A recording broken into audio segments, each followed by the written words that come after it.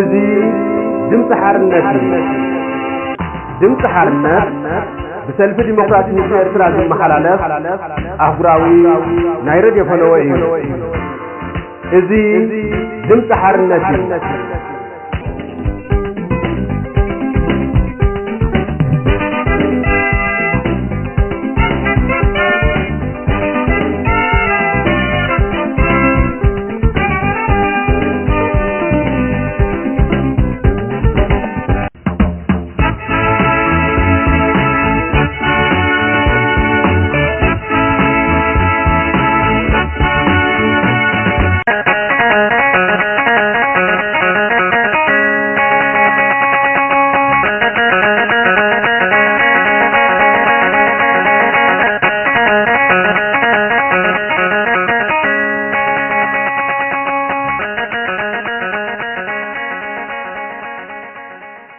كما يكنيهم تخاطات التدمس حرنت أما علتاوي هوتكم سلام انقسانة لنا تمننا أبزي صمون النم حلال فمدفن وارديونا لومي أبعلت 14 تحساس كل التشحن 10 خلتن زدالنا لكم مدفن وعنه انباركس بزينا دحر مجمار قصيلنا قديدك كان استيويرترا بزي عمس أو قالسي أنصار ملكي زبل صمنا وحتتانا كنقرب لكم هنا دقاقمنا نمكتتالكم اندادنقنا نلومي أدالينا لكم زلانا زينا كمز السعودي سنة مكتتال بمقدم أرست زينا أبالات تقاومت إرتراويانا بي إيريا أوكلاند كاليفورنيا مسوكيل حبرات منغستات أمريكا أبال كونغرس باربارا لي تراقبهم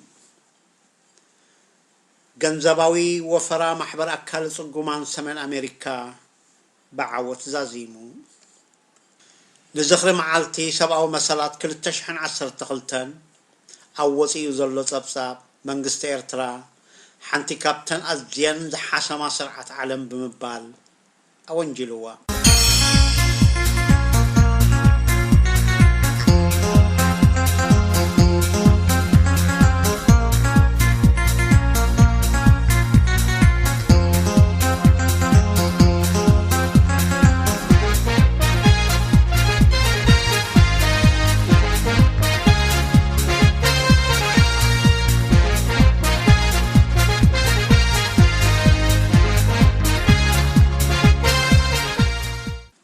أبلات تقاومت إرتراويانا بي إيريا أوكلاند كاليفورنيا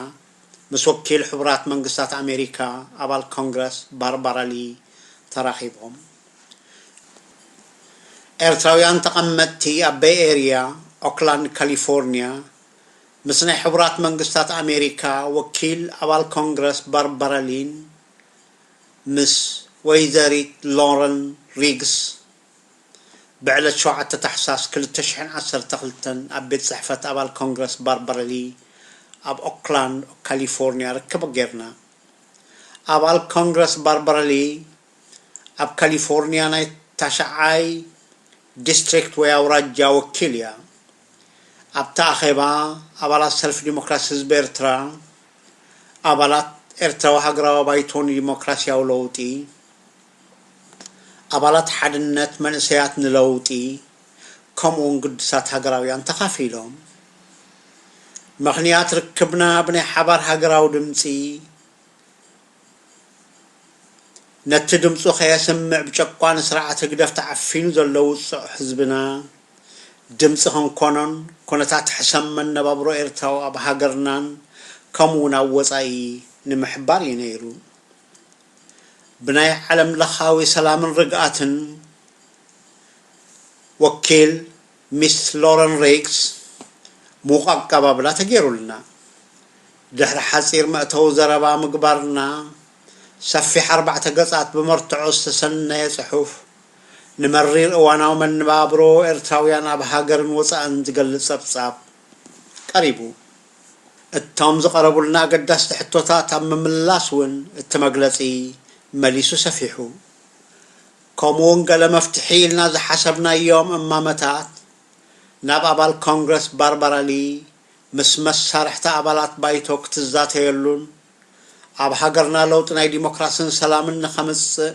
ክድግፉና ኣጻውዒት ኣቕሪብና ብዝተገብረልና ደገፍን መብጽዓን ከምኡውን ንመጻኢ ብክህልወና ዝኽእል ዝምድና ዘቲና ብውጽኢቱ ከዓ ዓጊብና ዲክታቶርያዊ ስርዓት ህግደፍ ናብ ወጻኢ ነብር ኤርትራውያን ንምቁጽጻር ኣባላቱን ደገፍቱን ወዲቡ ድምፅና ከይነስምዕ ንምቁጽጻር ናይ ኮሚዩኒቲ ፕሮግራም ኣምር ዘይውንኑ ሰባት ኣብ ትሕቲ ናይ ኤርትራውያን ኮሚዩኒቲ ዝብል ናይ ሓሶት ስም ወዲቡ ኣብ ብዙሕ ከተማታት ሕቡራት መንግስታት ኣሜሪካ ቤት ጽሕፈታት ከፊቶም ይሰርሑ ከም ኣብነት ኣብ ኦክላንድ ካሊፎርኒያ BECCC Eritrean Community and Cultural Center ይፍለጥ እዚ ቤት ጽሕፈት እዚ ንህዝቢ ዘገልግሉ ፕሮግራማት ይኹን ኣገልግሎታት የብሉን ዕላምኡ እውን ኣይኮነን ቀንዲ ስራሕቶም ንኤርትራውያን ምፍርራሕ ሓሶት ፕሮፓጋንዳ ህግድፍ ምዝርጋሕ ህዝቢ ከምዘይሳነ ምግባር ፌስቲቫላት ብምውዳብ ገንዘብ ህዝቢ ምብኻን ከምኡውን ገንዘብ ብገለ ተደናገፅቲ ግዳያቶም ኣቢሎም ብዘይ ሕጋዊ ኣገባብ ናብ ስርዓተ ግድፍ ገንዘብ የመሓላልፉ ነዚ እውን መግዲ ክግበሮ ፀዊዕና ከምዚ ኣብ ላዕሊ ተጠቂሱ ዘሎ ብቐንዱ ኩነታት ህዝብናን ሃገርናን ንምግላጽ ከምኡውን ዲክታቶርያዊ ስርዓት ኣብ ወፃኢን ንርከብ ኤርትራውያን እውን ንምቁፅጻር ዘካይዶ ዘይሕጋዊ ስርሓት ንምቅላዕ ምስ ኣብ ካሊፎርኒያ ሕቡራት መንግስታት ኣሜሪካ ዝርከቡ ወከልትና ንፀገማት ኤርትራውያን ክርድእዎን ኣብ ፍታሕ ክድግፉናን ክንሰርሕ ጸኒሕና ኣቐድም ኣቢልና እውን ብ4 ኤፕሪል 2012 ተመሳሳሊ ርክብ ምስ ናይ ካሊፎርኒያ ቤት ጽሕፈት ፍትሒ ኣቶርኒ ጀነራል ካምላ ሃሪስ ርክብ ኣካይድና ኣብዚ ርክብ እውን ኣገዳሲ ደገፍ ተገይሩልና እዩ ብናታ ደገፍ እውን ብቐጻሊ ኣብ ሓምለ 2012 ምስ ናይ ከባቢና ቤት ጽሕፈት ፍትሒ ናይ ኣላሜዳ ካውንቲ ዲስትሪክት ኣቶርኒ ናኒስ ኣመል ርክብ ኣካይድና እዘን ክልተ ዓበይቲ ናይ ሕጊ ሰበስልጣናት ንጸብጻባትና ብኣቓልቦ ተመልኪተናኡ ከምኡውን ንቐጻሊ ስራሕትና ዘገልግሉ ደገፋት ረኺብና ከም ዝዝከር ኣብ ዝሓለፈ ጥቅምቲ 2011 እውን ሓደ ዕውት ዝኾነ ርክብ ምስ ናይ ዴሞክራት ኣባል ባይቶ ካሊፎርኒያን ማይክል ኣላን ኣካይድና ነርና ንዘቐረብናዮ ጸብጻብ ናብ ኩሎም ኣባላት ባይቶ ካሊፎርኒያ ምትሕልላፉ ከምኡውን ንቐጻሊ ነስራሕና ዘገልግሉ ሓበሬታ ምሃቡ ንስራሕትና ማዕጾ ክፉት ምግባሩን ዝብሉ ይርከብዎም ቀንዲ ካብቶም ዝዘተናሎም ነጥብታት ጉዳይ ገዘፍ ሰብኣውን ሓርነታውን መሰላት ኣብ ኤርትራ ጨካን ኢሰብኣዊ ኣተሓሕዛ ናይ ፖለቲካ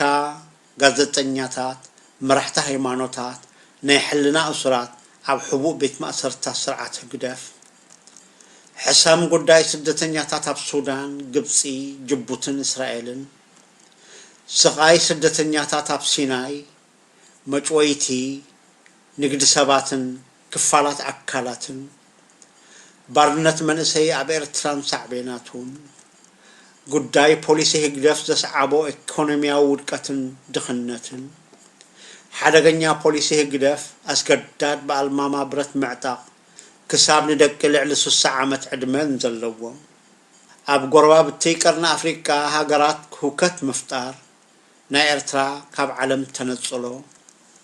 ደገፍነት ኣብ መስርሕ ዘሎ እገዳ ገሰስ ሰብኣዊ መሰላት ዝምልከት ንዘይ ሕጋዊ ኣቃውማ ናይ ዘንቢ ስም ናይ ኤርትራውያን ኮሚዩኒቲ ኢለን ዝሰርሓ ትካላት ህግደፍ ኣብ ልዕሊ ኤርትራውያን ዘፍጽምዎ በደላትን ዘይሕጋዊ ተግባራቶምን ነዚ ኣብ ላዕሊ ተጠቂሱ ዘሎ ጉዳያት ብዝርዝር ገሊጽና ከምኡውን ሓያሎ ቅቡል ምርትዖታት ኣቕሪብና ኣባላት ኤርትራዊ ሃገራዊ ባይቶን ዲሞክራሲያዊ ለውጢ ኣባላት ሰልፊ ዲሞክራሲ ህዝቢ ኤርትራ ኣባላት ሓድነት መንእሰያት ንለውጢ ቅዱሳት ሃገራውያን ገንዘባዊ ወፈራ ማሕበር ኣከለ ጽጉማን ሰሜን ኣሜሪካ ብዓወት ዛዚሙ ገንዘባዊ ወፈራ ማሕበር ኣካለ ጽጉማን ሰሜን ኣሜሪካ ብዓወት ከም ዝደምደመ ንመላእ ማሕበርን ደገፍቱን ኩርዓትን ሓበንን ክስምዖ ይግባእ ክሳብ ሕጂ ኣብ ኢድ ማሕበር ኣካለ ጽጉማን ሰሜን ኣሜሪካ ኣትዩ ዘሎ ገንዘብ ኣብ ከባቢ 4,000 በፂሑ ከም ዘሎ ተረጋጊጹ ኣሎ ይኹን እምበር ብመሰረት ተማባፂዖም ዘለዉ ደገፍቲ መደብቲ ብዝሒ ኣጸቢቑ ከም ዝልዕል ካብ ኣባል ቦርድ ማሕበር ኣካለ ጽጉማን ኣብ ቺካጎ ተረጋጊጹ ኣሎ ሎሚ ኣብ ትሩማን ኮሌጅ ተኻየደ መደብ ወፈያ ገንዘብ ብሻህን ቡንን ዝተሰነየ ናይ ቤት ትምህርቲ ወዲ ሸሪፈይ ኣካለ ጽጉማን ቪድዮ ብምዕዛብን ብድሕሪኡ ድማ ብሓው ፀሃይ ኣርኣያ ሓፂር መግለጽን ንሕቶታት ተሳታፍነት ብምምላስን ተዛዚሙ ኣብ ኣኼባ ዝተሳተፉ ክልተ ኣባላት ቦርድ ማሕበር ሓው ተስፋ ልደታ ብርሃን ሓው ኣፈርቂ ለገሰን ተወሳኺ መግለጺታትን መብርሂታትን ንሕቶታት ተሳተፍትን ሂቦም ሓያሎይ ካብ ተሳተፍቲ ካብ ዝሃብዎ ምትብባዕ ነዚ መደብ እዚ ዓመት ክግበር ዝኽእልን ነዞም ምእንቲ ህዝብን ሃገርን መስዋዕቲ ዝኸፈሉ ኣሕዋትና ክንድግፎም ግቡእናን ሓላፍነታን ምዃኑ ኣስሚሮምሉ ከይገርመኩም እዚ መደብ እዚ ሰፊሕ ደገፍ ዘለዎን መደብ ምዃኑ ካብ ተሳተፍቲ ክረጋገጽ ክኢሉ ኣሎ ኣብ ቺካጎ ንካልኣይ ግዜ እዚ ዓይነት ወፈያ ክካየድ ከሎ ኣብ ቀዳማይ ወፈያ ብ2008 ዓመተ ምህረት 11,000 ንማሕበር ተዋፂኡ ሎሚ ከም ተቀዳማይ እኳ ይኹን ኣብ ከባቢ ፍርቁ ይኸውን እዩ ዝብል ግምት ኣሎ ነዚ ቅዱስ ዕላማ ንምክያድ ዓብን ከቢድን ጌርና ንወስዶ ንህሉ ኢና ይኹን እምበር ብዝተወደበ ኣገባብ እንተተኻይዱ በቐሊሉ ክሳለጥ ዝኽእል መደብ እዩ ብሸነኽ ቺካጎ ተመክሮና ክንካፍለኩም ኣብ ምክያድ ወፈያ ክንተሓጋገዝ ድልዋት ኢና ንዝኽሪ መዓልቲ ሰብኣዊ መሰላት 2012 ኣብ ወፂኡ ዘሎ ጸብጻብ መንግስቲ ኤርትራ ሓንቲ ካብተን ኣዝየን ዝሓሰማ ስርዓት ዓለም ብምባል ኣወንጅልዋ ኣሎ ዕለት 10 ታሕሳስ መዓልቲ ሰብኣዊ መሰላት ዓለም ተባሂላ ሓዘን ወሲኻ እትኽበር ዕለት እያ እዛ ዕለት እዚኣ ብመሰረት ሰናይ ኣህጉራዊ ውዕል ንሰብኣዊ መሰላት ዓለም ካብ ዓመት ንዓመት ንምጽምባሉ ዝኣክል ተባሂላ ትዝከር ክብርቲ ዕለት ኮይና ብመሰረት ዝውን ሎሚ ዓመት ኣብዚ ዝተጠቕሰ ዕለት ኣውፂኣቶ ዘላ ጸብጻብ ንመንግስቲ ኤርትራ ዝሓወሰ ባይለሩስ በርማ ጫድ ቺና ኩባ ኢኳቶሪያል ጊኒ ላኦስ ሊቢያ ሰሜን ኮርያ ስዑድ ዓረብ ሶማል ሱዳን ሶርያ ቱርክሜኒስታን ኡዝቤኪስታንን ይርከቡ ኣለዋ መዓቀን ሕሱምነት እተን ተጠቒሰን ዘለዋ መንግስታት እውን ኣብ ስዕብ ዝተትኮረ 8 ጠባያት እዩ ነይሩ ተባሂሉ ቀዳማይ ዘይጸዓዱ ሕሱማት ዲክታቶርያትን ስርዓታትን ዘለውወን ካልኣይ ዲሞክራሲያዊ ስርዓት ምሕደራ ዘይብለን ሳልሳይ ንነጻነት መጽሓፍን ምዝራብን ኣዝየን ጸቐጣ ራብዓይ ኣብ ልዕሊ ዜጋታተን ግፍዒ ዝፈጽማ ሓምሻይ ንዝምታን ንምጥፍፋእን ሰበስልጣን ዘሳስያ ሻድሻይ ንዜጋታተን ብሰንኪ ፍሉይ ፖለቲካዊ ራእዮኦም ዝምቁሓ ሻብዓይ ንዜጋታተን ሃይማኖታዊ እምንቶኦም ብምስባብ ዝኣስራ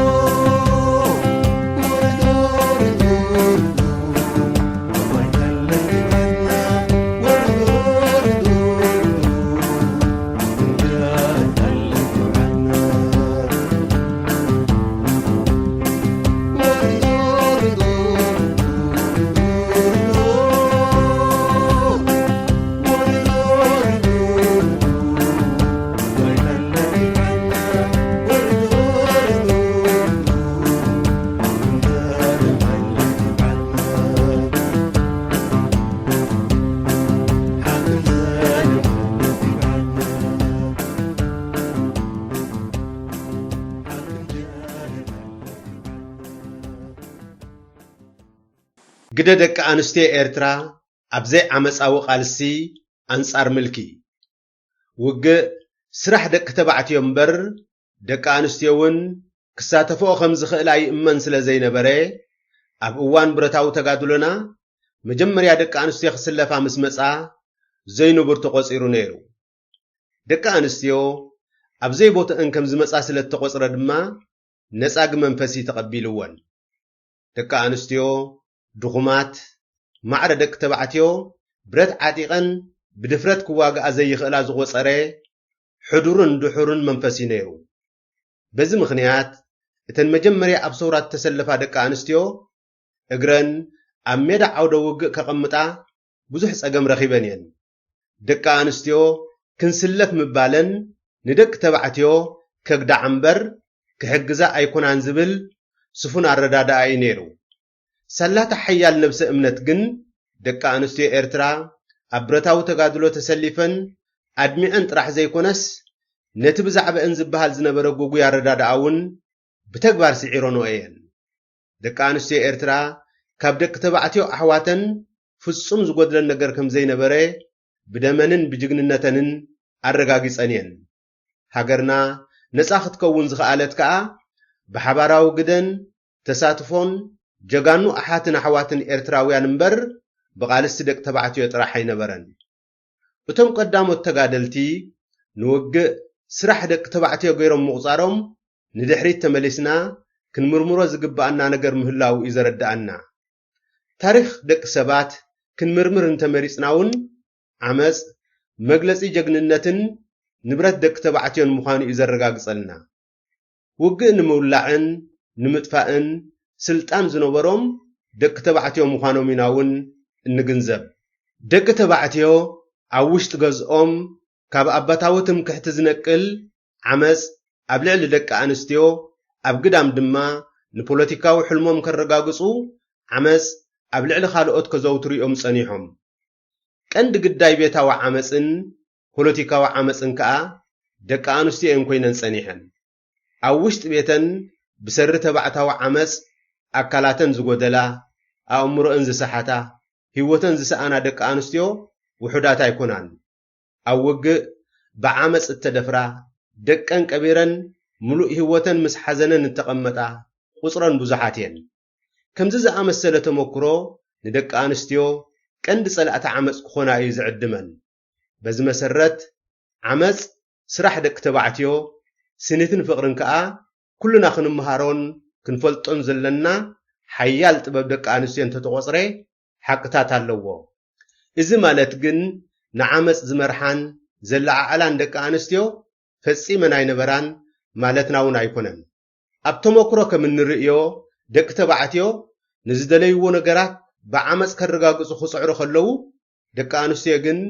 نزدليو بسلامة وعقباب فنسمو كم زبال عتايو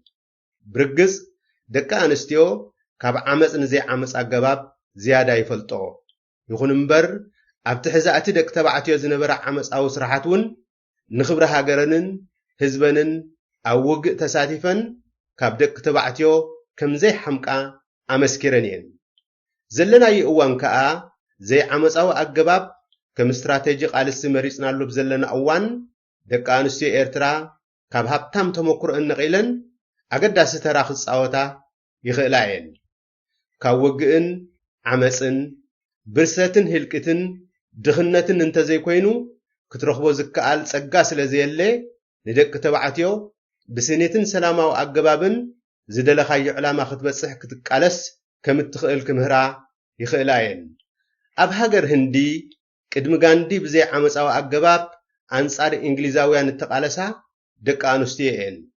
ندك تبعتيو هندي زي عمصاو قالسي اماراص خمزلو زمهارا دك انستيين قدم غاندي نايچو غبري عين خفلن يلن زادما دك انستيو بتايت ترشننين مسوعتتن ترشنا دك انستيو خا نحزب هندي حدش منقد اريو غاندي نزق السزي قصيلو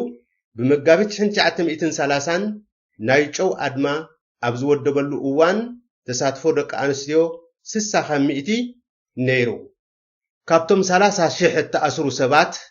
እተን 17,000 ደቂ ኣንስትዮ እየን ነይረን ሰልፊ ዲሞክራሲ ህዝቢ ኤርትራ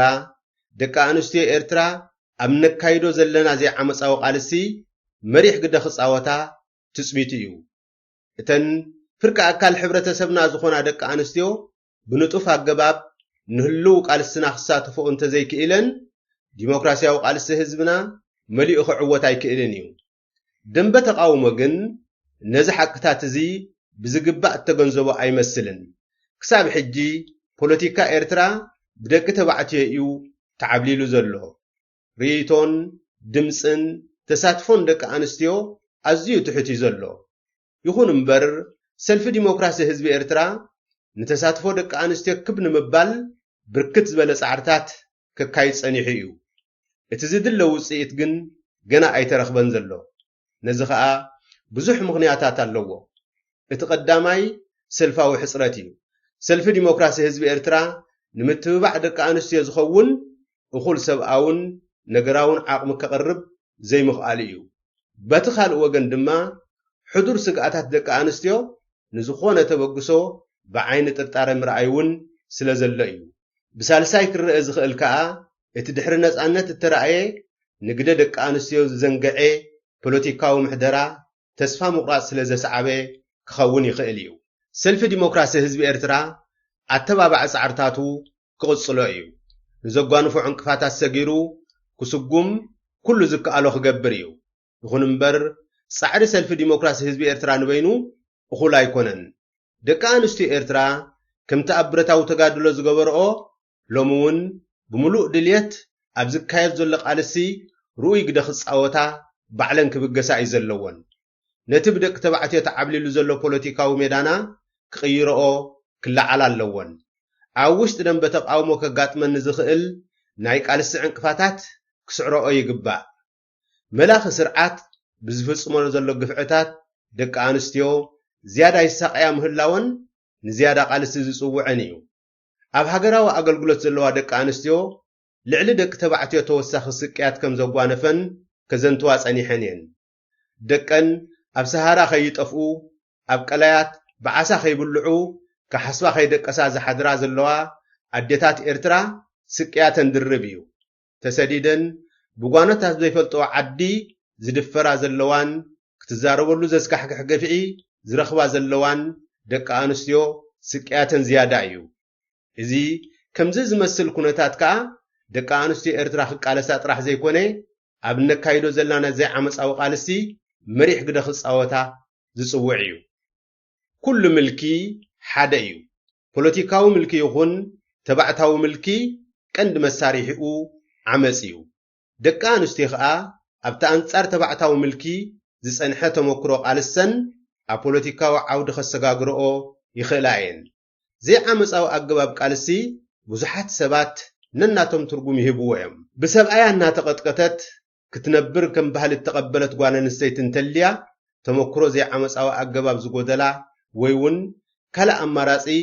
ዘይዳህሰሰት እያ ክትከውን እትኽእል ዘይዓመፃዊ ኣገባብ ከምቲ ገለገለ ብሰሪ ፖለቲካዊ ሕፅረታቶም ዝብልዎ ንዓመፅን ንምልክን ምንብርካኽ ማለት ኣይኮነን ዘይዓመፃዊ ኣገባብ እምቢታ ምሕንጋድ ኣድማታትን ኣብ ቃልዕ ወፂኻ ተቃውሞኻ ምስማዕን ዝመስል መልክዕ ዘለዎ